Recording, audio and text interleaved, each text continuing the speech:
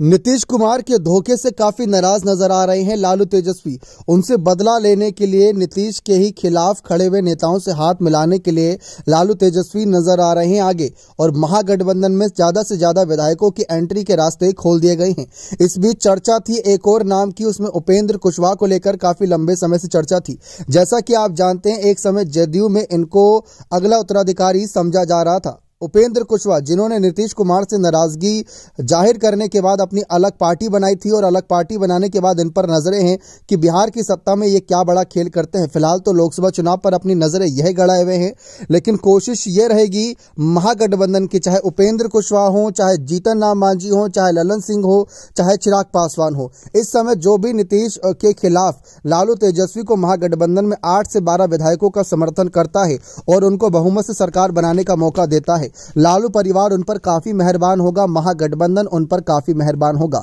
उपेंद्र कुशवाहा की कहानी समझे तो उपेंद्र कुशवाहा ने नीतीश कुमार से नाराजगी की खबरों के बीच अपना रास्ता जदयू से अलग कर लिया था और नई पार्टी बनाने का ऐलान किया था। इसके साथ ही उन्होंने एमएलसी के पद से भी इस्तीफा दे दिया था। 2 साल पहले जदयू में शामिल होने वाले कुशवाहा लंबे वक्त से मुख्यमंत्री नीतीश कुमार से नाराज चल रहे थे।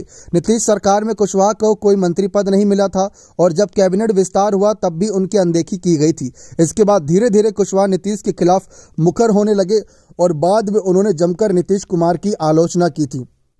राजनीति के इतिहास में उपेंद्र कुशवाहा के दल बदल की तस्वीर काफी पुरानी है, लेकिन इसका मतलब यह नहीं कि वे लालू के करीबी हैं। उनका एनडीए से अच्छी साठगांठ है, एनडीए से अच्छी खासी बातचीत है, लालू से इतनी नजदीकियां नहीं है। लालू पर अभी हाल ही में जब ईडी का शिकंजा कसा गया तो उन्होंने कहा कि बीजेपी ये सब कुछ नहीं करा रही है। लालू पर तो 2007 और काफी लंबे समय से केसेस चल रहे हैं। जब वे मुख्यमंत्री रहे थे तब तो कांग्रेस की सरकार थी, तो वह लालू के पूर्ण रूप से खिलाफ है। ऐसा नहीं कि लालू के समर्थन में है या तेजस्वी के समर्थन में है।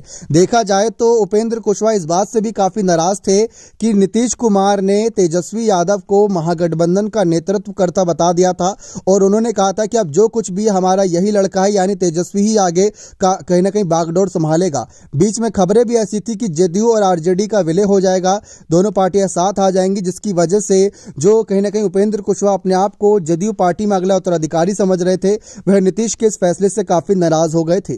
तो तेजस्वी और लालू से हाथ मिलाने की बात उपेंद्र कुशवाहा के लिए तो बहुत दूर की है, और ऐसे में विधायकों की रही बात समर्थन की, तो इस समय तो उपेंद्र कुशवाहा के पास भी कोई खास विधायक नहीं, और जो एमएलसी पद इनके पास था उससे भी यह इस्तीफा देकर बैठे हैं। फिलहाल इनके पास नजरें हैं लोकसभा चुनाव 2024 को लेकर कि कैसे वहां पर अपने झंडे गाड़ सके, अपनी पार्टी को आगे बढ़ा सकें। बने रहे चैनल के साथ। बहुत बहुत धन्यवाद।